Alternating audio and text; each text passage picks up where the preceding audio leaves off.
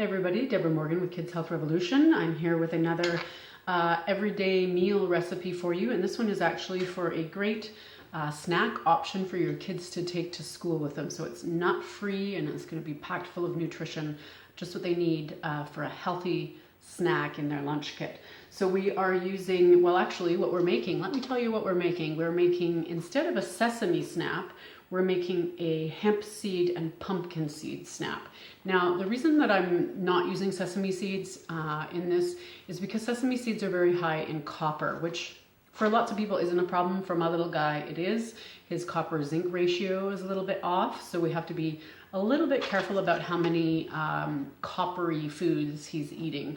So pumpkin seeds are a great alternative for us because they happen to be high in zinc, which is exactly what we need to be increasing in his body. And zinc is really helpful for promoting good immune health. So this time of year when we're fighting off the cold and flu bugs, this is a great snack full of zinc, all kinds of good stuff to keep that immune system humming. Pumpkin seeds are also high in essential fatty acids. They're a good source of protein. So they're a really good choice. So we're gonna jump right in here. We're gonna go with a cup of pumpkin seeds. I don't have quite enough there, so I'm going to open another little package. Oh, it's already open. Good. And again, I'm not being super duper precise, and I'm having a few extras in my bowl here. It's not a big problem. And we are going to grind these up a little bit. You could leave them whole, but I find that the kids like them a little bit better, especially if they're used to more processed foods. They kind of prefer it if they can't see the green little pumpkin seed in there. So depending on where your child's at, you can coarsely chop them or finely chop them. We're going to finely chop them for today.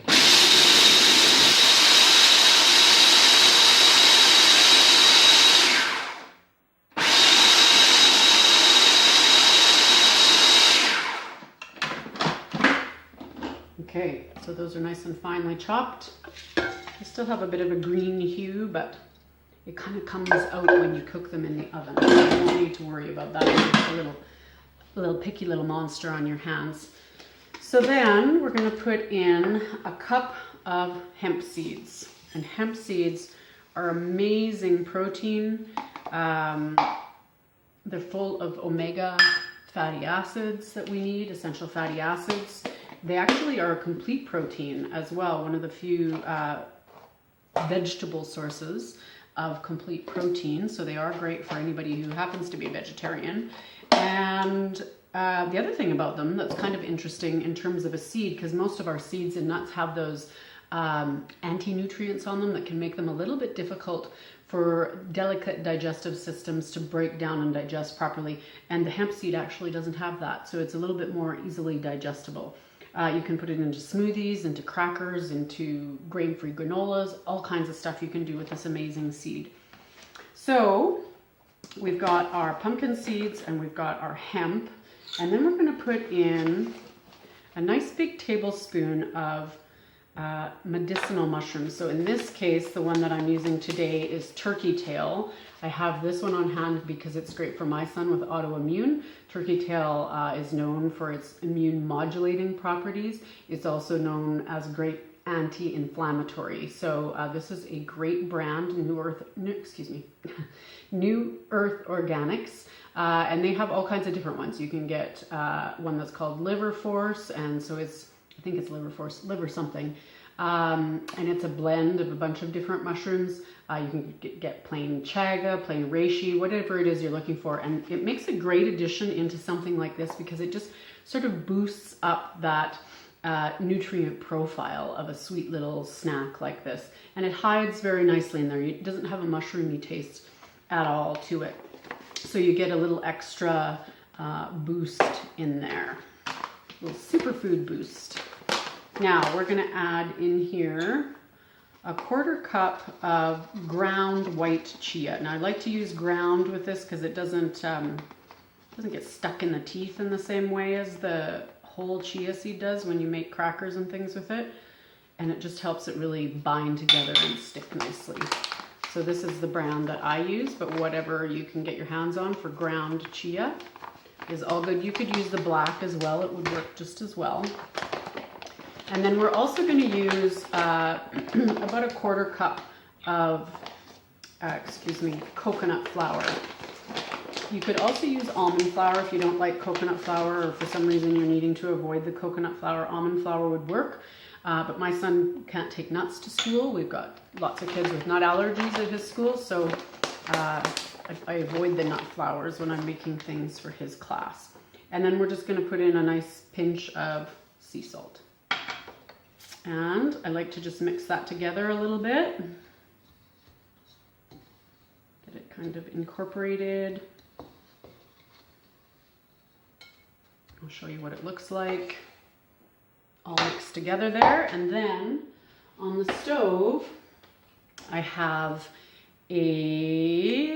what did we do? We did 1/2 cup. No, not 1/2 cup. 1/4 cup. Sorry, sometimes I forget what I do. We did a 1/4 cup of honey and then a 1/4 cup of yacon syrup. And I'm just going to show you the yacon syrup. So you could do all honey if you wanted to. If you're on a GAPS diet or something where you have to be careful that you're only eating the monosaccharides so that they digest high up in the intestine, then all honey would be absolutely fine. You could also do maple syrup if you prefer, but it will have a mapley taste. This gives it a nice sort of depth of flavor. This is yacon syrup. And the interesting thing about this is it's quite low glycemic because, for one, it's actually a tuber, so it's a root vegetable that they've made into a syrup, and it's high in fructooligosaccharides. So basically what that means is the prebiotic fiber. So it doesn't actually get digested in the small intestine. It travels all the way down into the large intestine, where it is food for the bacteria that you're hoping to colonize in your gut. Now, this is great for some people. Some people don't tolerate it, especially if you're on the beginning stages of healing your gut. You would want to avoid something like a fructooligosaccharide because it could be feeding some of the bad or pathogenic bacteria in the gut as well. So you would go with just a straight up honey in this case. If you don't want to use quite so much honey, you could go with just a 1/2 cup of honey and some stevia to sweeten it up. We also have in here a 1/4 cup of coconut oil. If you can't use coconut oil, you could use avocado oil because it doesn't have much flavor. You could also use, I suppose you could use ghee if you wanted to as well. So those are all options. So we're just going to pour this in slowly, and as we're pouring, we're mixing so that we get all of the dry ingredients mixed in with the wet ingredients.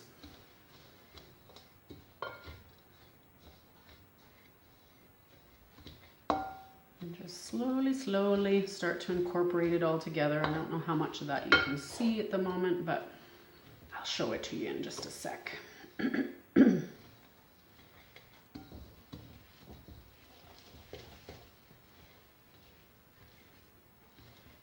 Okay, it's all in there. So now, one little trick with this, if you notice that it's quite sort of kind of liquidy in a way and sort of mushy at the moment, but because we've got that ground chia in there as well as the coconut flour, it's going to absorb the liquid. So don't panic if you see it at this stage and think, well, that's never going to work.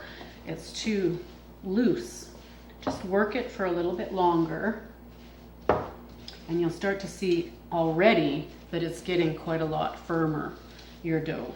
So you're just going to work it a little bit more, not too much.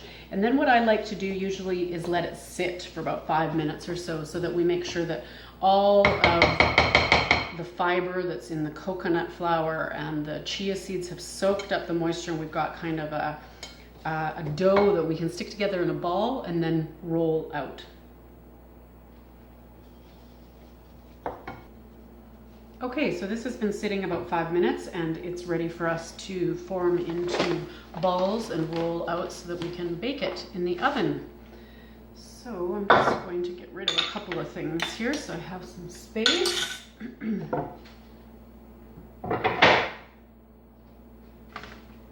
Okay, so I have a couple of pieces of parchment paper here that I have lightly greased. So I just used a little bit of coconut oil and smushed it on my hands like so.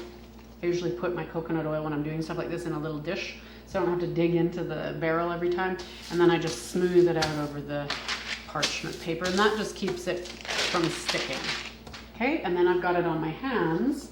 So when I dig into the bowl here, I make myself a pretty good sized ball.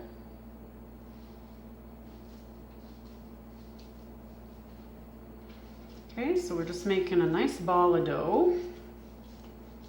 And we plop it down onto our parchment paper. I usually like to press it out a little bit with my fingers. It's going to break on the edges, and that's okay. It's not a big deal. And then we'll just simply roll it out. I've got fairly small pieces of parchment going here, so we'll see how we do in terms of getting it right to the edges.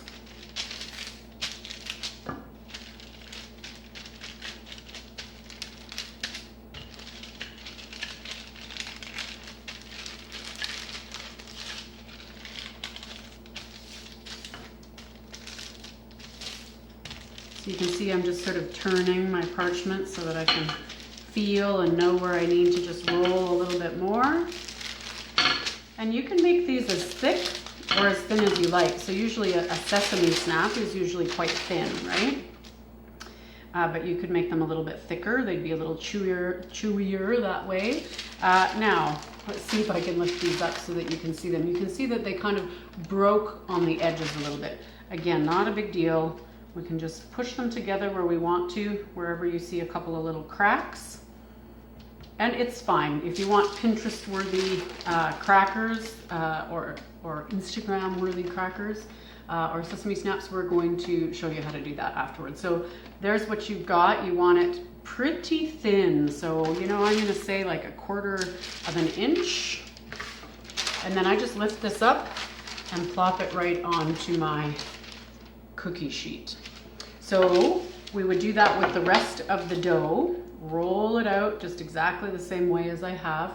And then they go into the oven, which should be preheated, 350 degrees, and it's gonna stay in there for about 10 minutes or until it's nice and golden brown. Okay, so these have come out of the oven, 10 minutes, and of course, as happens when you're a mother and you're in the kitchen, my timer went off and something else was going on. I was putting out some other sort of fire, so they stayed in the oven an extra minute. They got a little toasty on the edges, but that's just fine. They're gonna be fine. So you don't have to worry if that happens to you. I know it probably will at some point. So we wanna let these cool completely before we try and cut them. And if you're able to, without breaking them, you can transfer them onto a wider rack. I have this little one, so I only have the one. The other one I'm just gonna take off and set on the counter, so it's not on the warm pan anymore. And we'll let those cool completely, and then we're gonna cut them into little bars. Again, you could just cut them up into sort of rough size shapes like this if you're not particular about what your bar looks like, and I often do that. But if I want a nice picture worthy, or I'm serving them to guests or something like that, then I'll take a little bit more time and effort to cut them up. So we'll be back after those cool to cut them up and show you what the final finished product looks like. So these are all nice and cooled. I'm gonna take it off my wire rack here, and let's see if we can get this onto the shot. I'm gonna just adjust this down a little bit here so you guys get a really clear picture of what I'm doing here. Might cut my own head off, but that's okay. So we've got a rounded shape here. If you want to make them into nice squares, all it takes is just cutting off the edges. And of course you can save those pieces and eat them yourself as you're cutting, which tends to happen around here a lot, or my son's eating them as I'm cutting.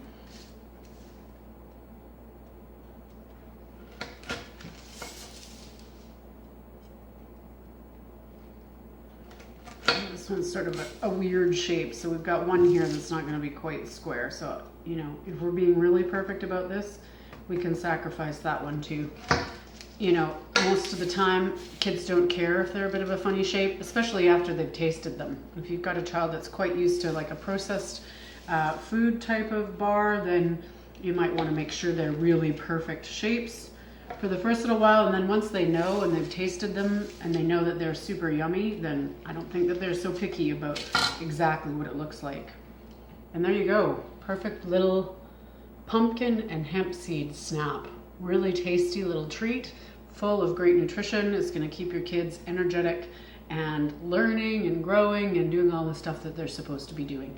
Great little snack for school, to take with them to sports events or whatever it is they have going on throughout the day that they need to power through. So there you go. I hope you'll give it a try. Pumpkin and hemp seed snaps. Yeah, let me know what you think and if you like them, and I would love to hear from you. If you have any questions or comments or anything to say at all, post them below in the comments section, or of course you can email me at Deborah, D-E-B-O-R-A-H, at Deborah Morgan, oh I'm sorry, Deborah at kidshealthrevolution.com. I get confused sometimes. So there you go. I hope you enjoy. Take care, and I look forward to seeing you next time.